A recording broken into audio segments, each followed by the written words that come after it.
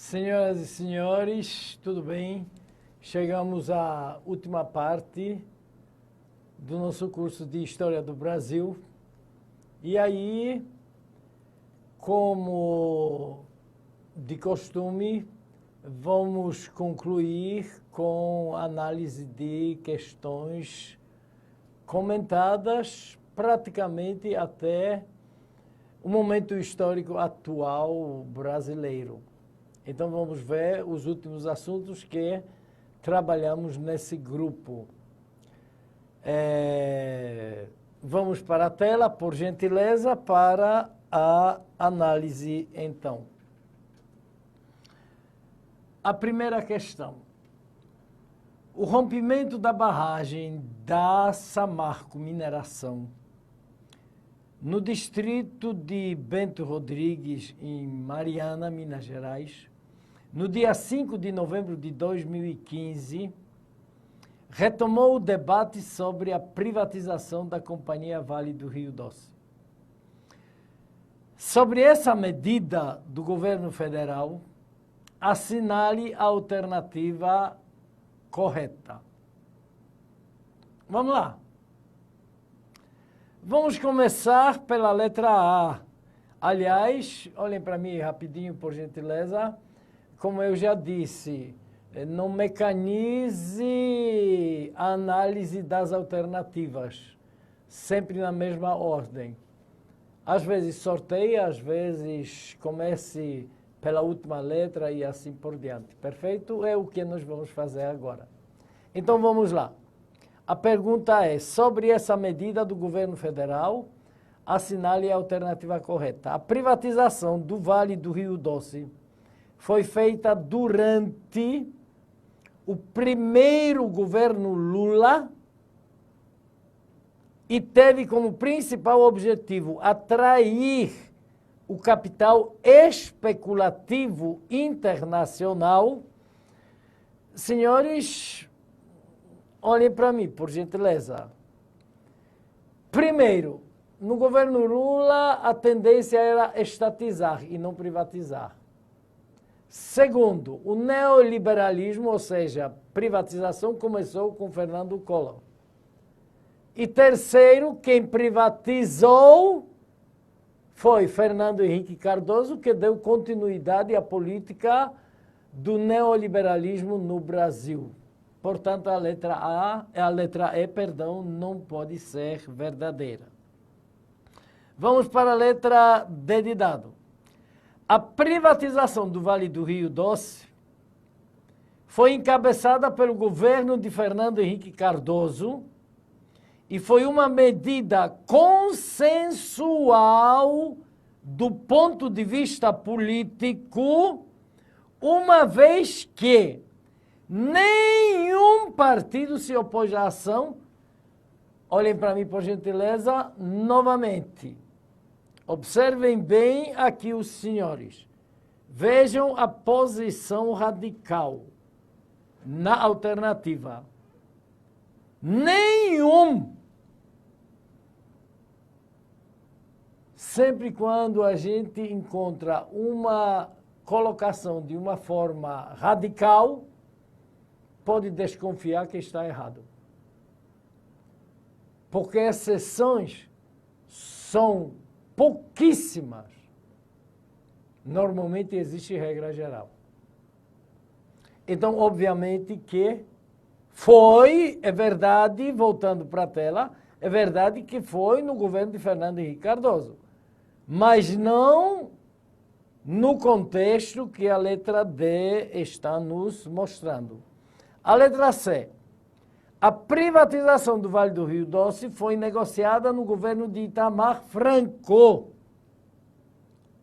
como medida de combate à inflação, que alcançou o percentual de 1764 no ano de 1989.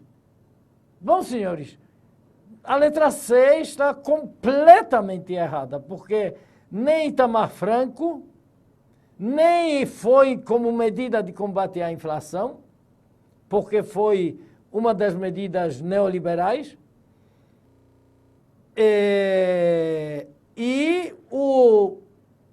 percentual da inflação chegou a 230 e não 1.764. Perfeito? Então a letra C também está errada. Vamos para a letra A. A privatização do Vale do Rio Doce foi encabeçada pelo governo de Fernando Collor de Mello. Senhores, já sabemos que não foi Fernando Collor de Mello, porque foi Fernando Henrique Cardoso. Agora, Collor de Mello começou o neoliberalismo, que tinha uma postura política vinculada ao neoliberalismo mundial. É verdade. Então, o único problema aqui é Collor. A letra B, a privatização da Vale do Rio Doce no governo de Fernando Henrique Cardoso e teve como principal objetivo atrair o capital produtivo internacional. Exatamente isso. Porque esse é o objetivo de uma política neoliberal, que nós comentamos nas nossas aulas. Portanto, a letra B de bola está correta nessa questão. Senhoras e senhores, vamos para a questão número 2. Leia o texto para responder a questão. Vamos ao texto. Um amigo neoliberal confiou-me que o problema crítico no Brasil durante a presidência de José Sarney não era uma taxa de inflação demasiado alta, como a maioria dos funcionários do Banco Mundial totalmente acreditava, mas uma taxa de inflação demasiado baixa. Esperemos que os diques se rompam, ele disse. Precisamos de uma hiperinflação aqui para condicionar o povo a aceitar a medicina deflacionária drástica que falta neste país. Balanço do neoliberalismo de Anderson Perry. Vamos ver o que se pede. A política deflacionária mencionada pelo historiador Anderson foi adotada nos mandatos do presidente Fernando Henrique Cardoso com a implantação do Plano Real. É verdade. Claro, foi exatamente isso que aconteceu. São resultados desta política econômica. Vamos ver se os senhores sentem o cheirinho da alternativa correta. A letra A, confisco generalizado da poupança no país e importação em larga escala de manufaturados. É claro que não. Quem fez, ou melhor, a letra A corresponderia ao Fernando Collor de Mello. Perfeito? E não a Henrique Cardoso. A letra B de bola. Aumento dos gastos com a previdência social e com as políticas de proteção ao desemprego. Fernando Henrique Cardoso, dê uma olhadinha para mim, por gentileza. Se justamente no governo dele foi registrado um maior índice de desemprego na história?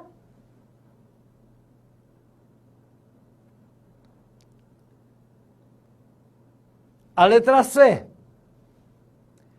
A estatização em massa de empresas privadas e aumento dos gastos com as empresas públicas.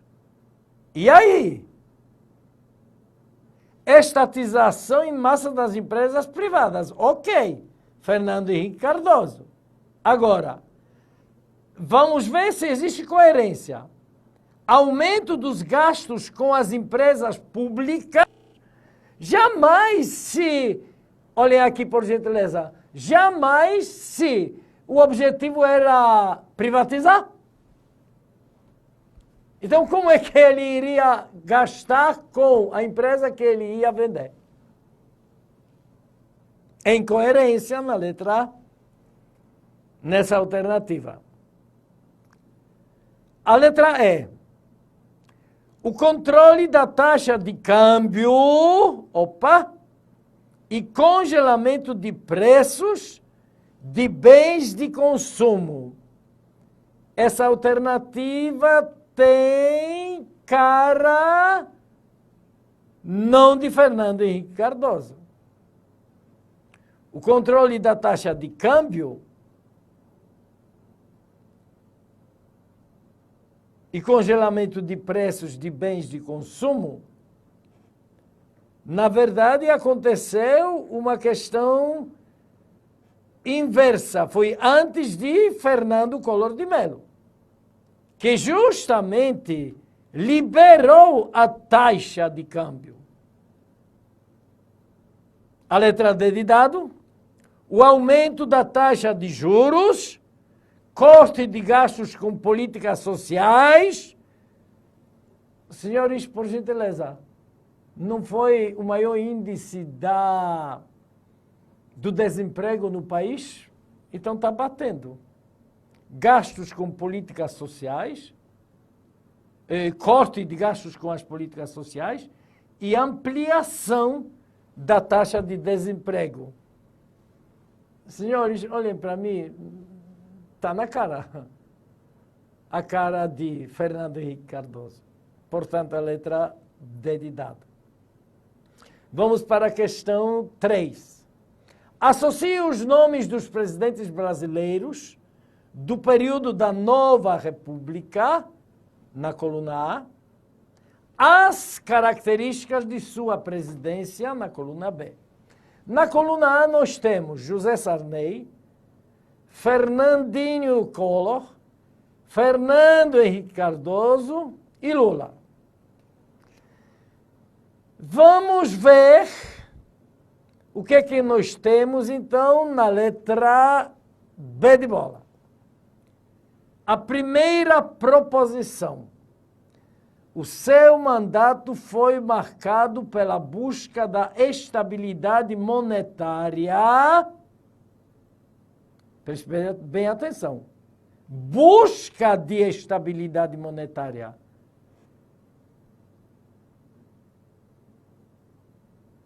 Quem fez isso? Mais um detalhe. Pelo controle da emissão de moedas,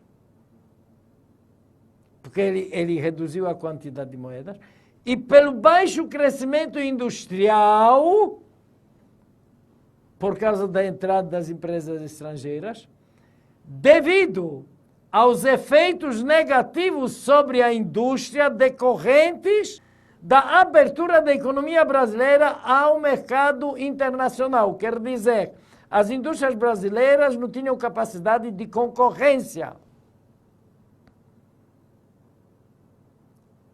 Essa proposição se refere, senhores e senhoras, já acertaram?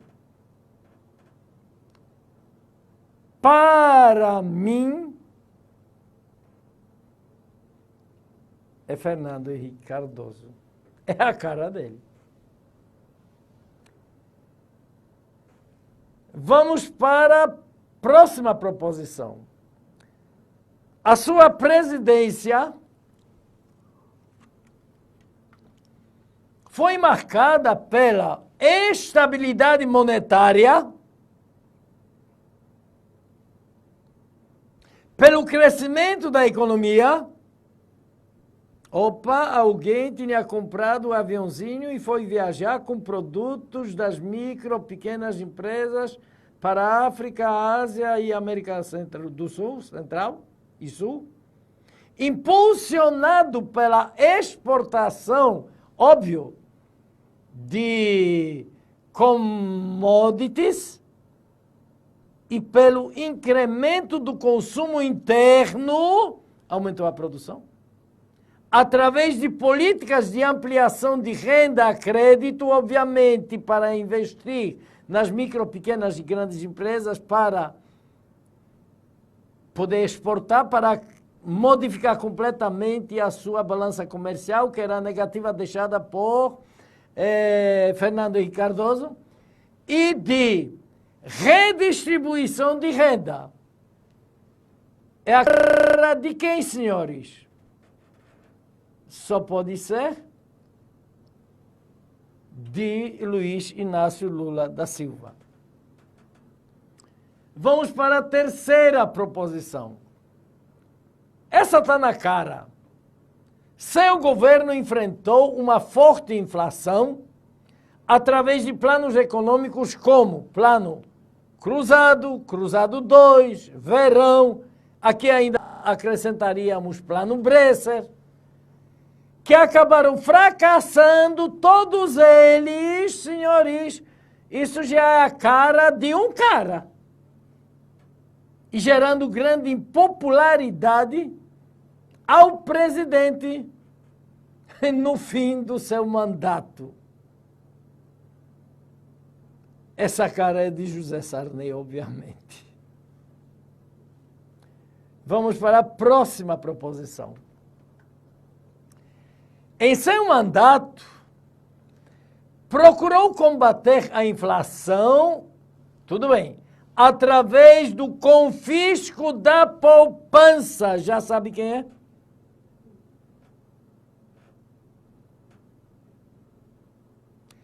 Continuando, tentou modernizar a economia brasileira, iniciando a sua abertura para o mercado internacional, ou seja, olhem para mim, por gentileza, abertura para o neoliberalismo